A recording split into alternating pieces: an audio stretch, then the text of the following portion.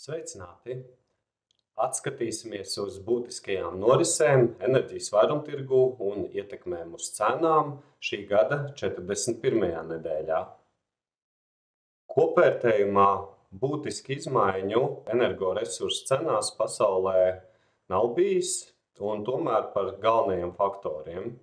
Tad kardarbība tuvajos austrumos ir riska faktors numur 1, kādēļ naftas tirgus ir bažīgs un šobrīd cena ir pakāpusies līdz $79 par barelu. Kopumā pasaulē energoresursu patēriņā dominē tas, ka ekonomikas attīstības tempi vāji. Ķīna skatās, kā veikt nākamo jau tirgus uzlabojumu un aktivizācijas finanšu paketi, lai veicinātu pieprasījumu un savu rūpniecību.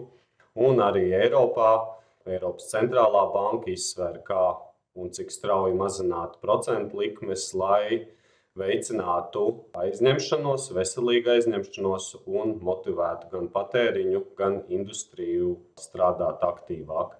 Ogļu cenām pagājušajā nedēļā kritums, arī dabasgāzei neliels kritums. Ogļu cena pie $120 par tonu, savukārt dabasgāzes cena finanšu tirgū par nākamā mēneša piegādi ir pie €40 par megawatstundu.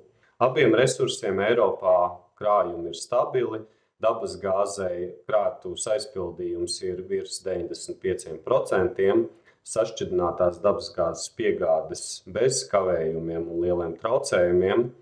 Līdz ar to šobrīd strādājot atjaunīgiem energoresursiem un vēl neesot gluži ziemas sezonā ar augstu pieprasījumu, dabasgāzes un ogļu cenām ir bijusi vieta nelielam samazinājumam.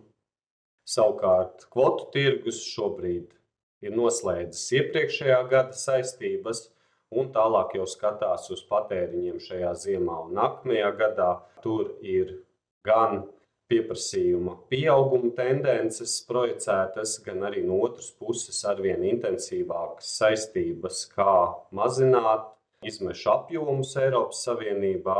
Cena ir pakāpusies augšup uz €64 par tonu. Nord Pool elektroenerģijas spot tirgū pagājušajā nedēļā gan Ziemeļvalstīm, gan Baltijas valstīm cena krītās. Ziemeļvalstīs cena pie €27 par megawatstundu, Baltijas valstīm savukārt tuvāk €61 par megawatstundu vidēji. Patēriņš ir mainījies tikai nedaudz, un cenas kritumā vislielāko dalību ir ņēmusi vēja izstrāde, kas pagājušajā nedēļā ir bijusi augstāka. Līdz ar to mazāk fosilo resursu un cenas ir bijušas zemākā vidējā līmenī. Nākamā gada novērtējumā par bāzes piegādi visiem 12 mēnešiem ir ļoti nelielas izmaiņas.